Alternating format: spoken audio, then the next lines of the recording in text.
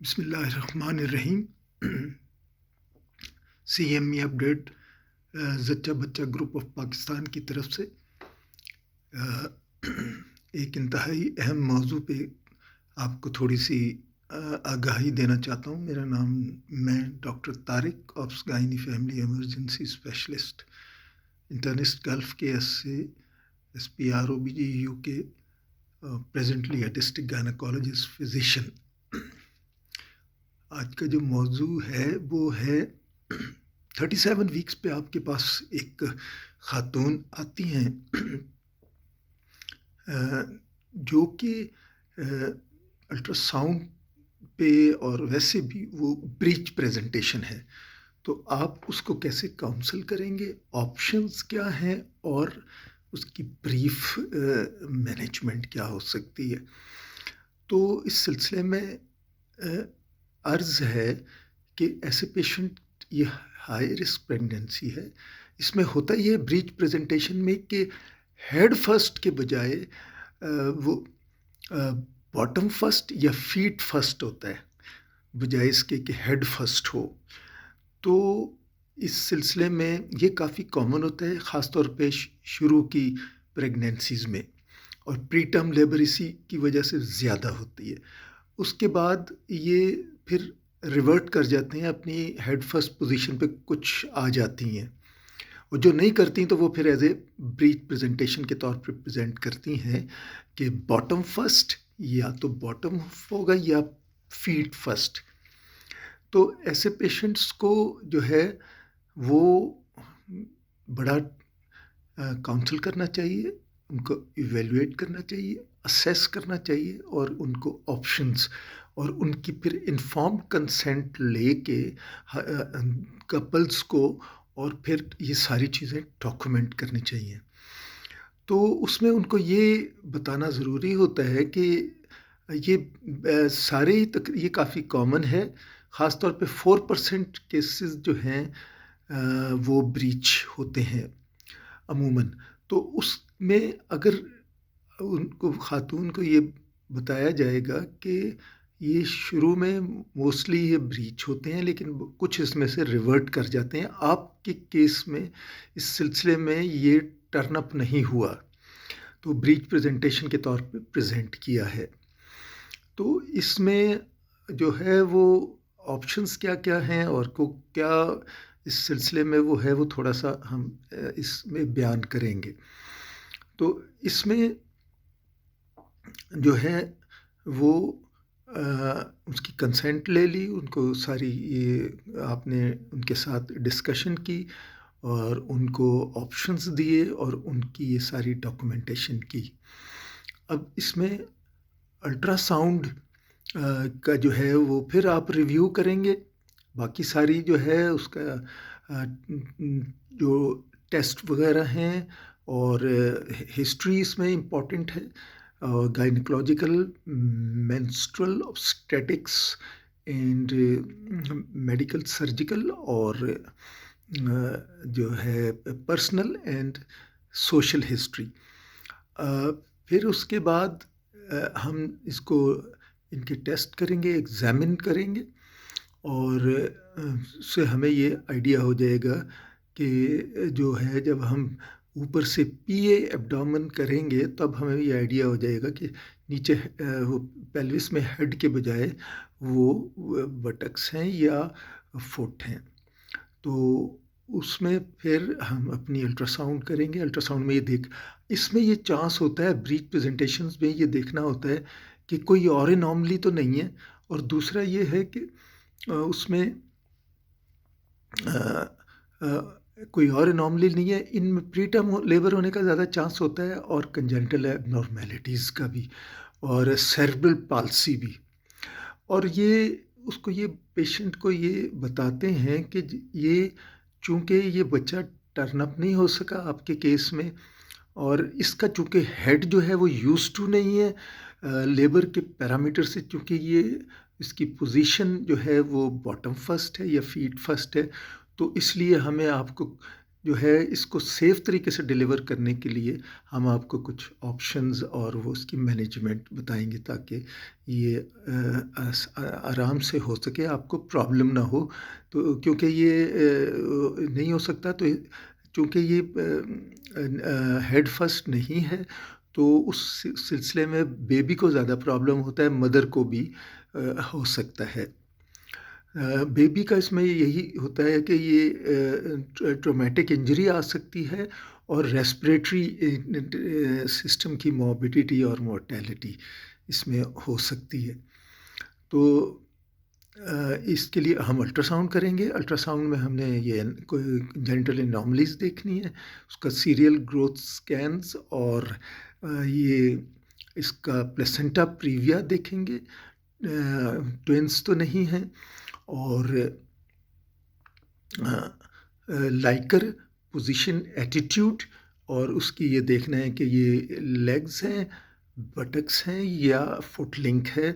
तो ये सारी चीज़ें एक्सटेंडेड है, फ्लेक्स्ड है, फुट लिंक है, ये सारी चीज़ें देख के लाइकर देखना है, एब्रप्शन, और साथ इसकी ये सारी डिटेल्ड अल्ट्रासाउंड पे चेक करने के बाद उसकी मॉनिटरिंग और उसकी कार्डियोटोकोग्राफी लेने के बाद हम जो है उसको ये ऑप्शन देंगे कि इसमें एक ऑप्शन होती है जिसको रिवर्शन एक्सटर्नल कैफेलिक वर्जन कहते हैं। वो ये होता है कि 36 वीक्स के बाद अपने सीटीजी अल्ट्रासाउंड करने के बाद जो है उसको अल्ट्रासोनिक गाइडेड जो है नीचे से पेट के प्रेशर दिया जाता है स्लोली, और फिर एक्सपर्ट के through, consultant obstetrician expert in this technique external cephalic version, और उसमें उसको आहिस्ता आहिस्ता मूव किया जाता है। उसका मकसद ये होता है कि बेबी समरसॉट लेके हेड फर्स्ट पोजीशन पर आ जाए। तो इसमें ये फिर चांस होता है कि फिर वो कैफेलिक पोजीशन पे, हेड फर्स्ट पोजीशन पे आ जाता है, फिर वो उससे डिलीवर होने में आसानी होती है।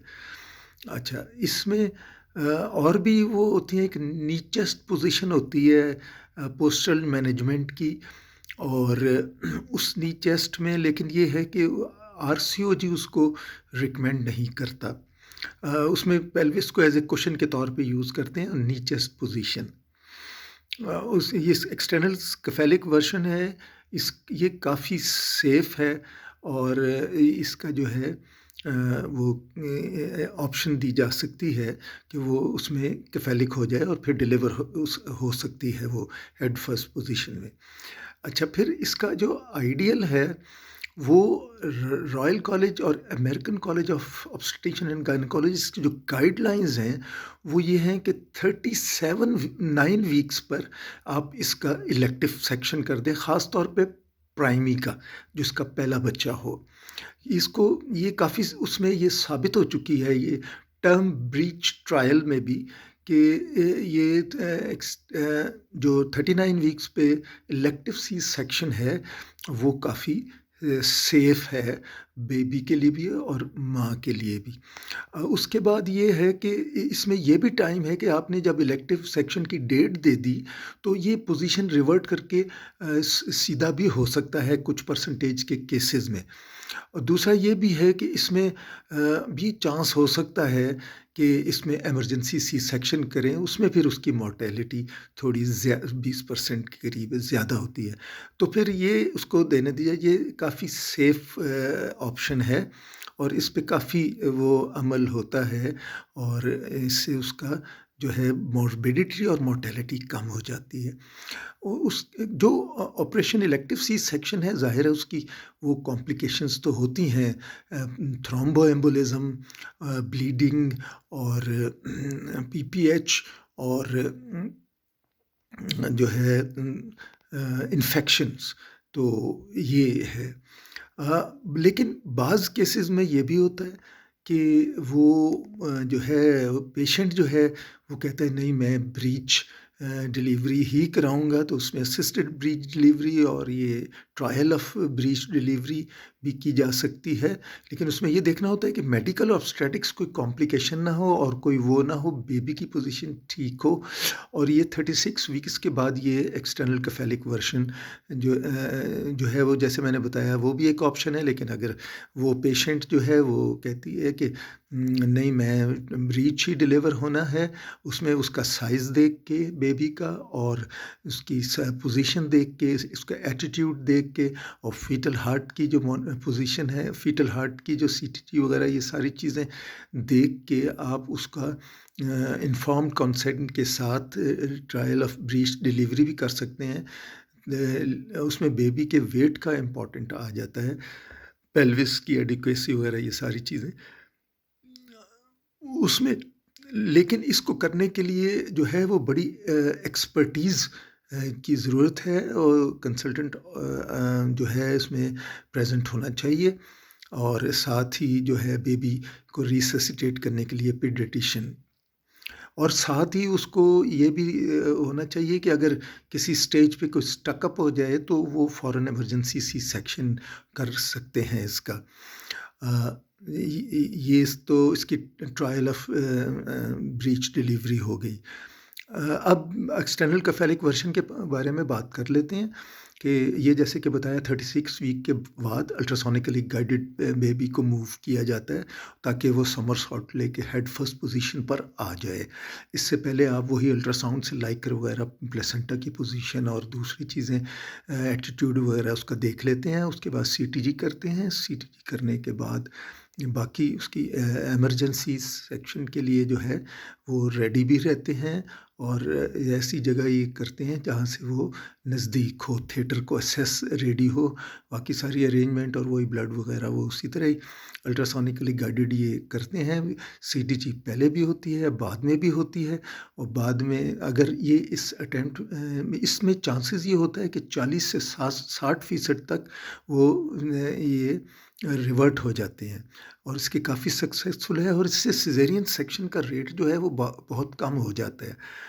उसके बाद जो है उसको पेशेंट को फिर ऑब्ज़र्व करना होता है, उसके बाद भी उसकी सीटीजी करनी होती है और उसमें पेशेंट को ये अंडर ऑब्ज़र्वेशन रखते हैं और उसको ये कह देते हैं कि अगर आपको कोई बेबी की हरकत में वो कमी महसूस हो या पेन्स वग़ैरह हों या प्री टर्म लेबर वग़ैरह हो या एब्रप्शन का चांस, कोई ब्लीडिंग वग़ैरह हो, तो आपने फ़ौरन हॉस्पिटल में कॉन्टैक्ट करना है।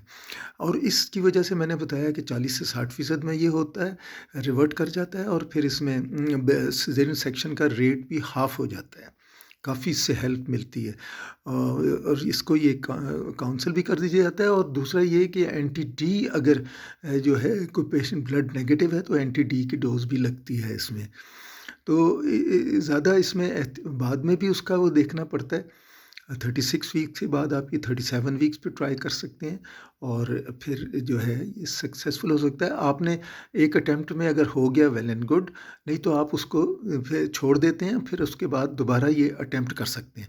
लेकिन 2 सक्सेसिव अटेम्प्ट्स के बाद अगर ये नाकामयाब हो तो फिर आप छोड़ देते हैं और हमें कोई अल्टरनेट इसका जो है ना तलाश करना पड़ता है। उसके बाद हम ये नहीं करते और फिर follow regularly electronic fetal monitoring और सीटीजी के ज़रिए उसको मॉनिटर करते रहते हैं। तो इसमें एक और भी वो मॉक्सिबक्शन का भी नाम आता है, वो उसमें हर्बल कुछ वो रूट्स हैं वो जलाते हैं जो कुछ ट्रिगर पॉइंट्स हैं उनको स्टिमुलेट करके वो होता है और वो उसमें कोई वो इतना नुकसान नहीं है, ये सेफ़ है, की जा सकती है। लेकिन इसमें एक ये देखना है कि आपने एक्सटर्नल कैफेलिक वर्शन कर रहे हैं, इसके लिए कुछ चीज़ें हैं जिनमें ये कंट्राइंडिकेटेड होती है। सबसे पहले तो यही है कि उसका लाइकर जो है वो और उसकी पोजीशन, और फिर दूसरा ये है कि ट्विन्स ना हो, एक्टिव लेबर में ना हो, रप्चर ऑफ मेम्ब्रेन्स ना हो, एब्रप्शन ना हो, फीटल हार्ट ठीक हो, कोई एनॉमली ना हो। तो ये सारी चीज़ें जो है और कोई मेडिकल की प्रॉब्लम भी ना हो। तो hypertensive associated hypertension, diabetes, gestational hypertension and gestational diabetes वगैरह जो है ना ये रूल आउट कर लेनी होती हैं, बेबी का वेट भी। तो ये ब्रीच प्रेजेंटेशन की जो आइडियल है वो है, जो गाइडलाइंस के मुताबिक है, वो elective C section at 39 weeks, at 36 and 37 you can try this external cephalic version, this is also. तो ये इस बारे में जो है, thank you very much for a listening and we'll follow you in an another, will come with another review of CME। तो बाकी take away message ये है कि अल्लाह का ज़िक्र, शुक्र और हमा वक्त इबादत, pray, praise, trust, love, worship Allah and follow असूए हसना सल्लल्लाहु अलैहि वसल्लम, आवर हेल्थ एंड सर्वाइवल, दुरूद शरीफ उन पर, उनकी आल पर। And we must not forget our glorious past. दी अज़ानें कभी यूरोप के कलीसाओं में और कभी अफ्रीका के तपते हुए सहराओं में, दहर में इसमें मोहम्मद सल्लल्लाहु अलैहि वसल्लम से उजाला कर दे, और कलमा तय्यबा ला इलाहा इल्लल्लाह मुहम्मदुर रसूलुल्लाह। We pray that when we leave this world, we we should recite La ilaha illallah Muhammadur Rasulullah, Ameen, कलमा return.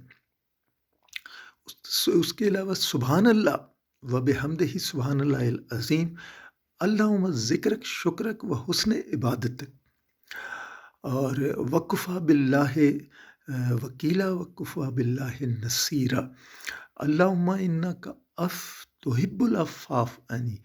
Thank you very much for the patience listening. Wama alayna illal balag. Best wishes and regards, Dr. Tariq.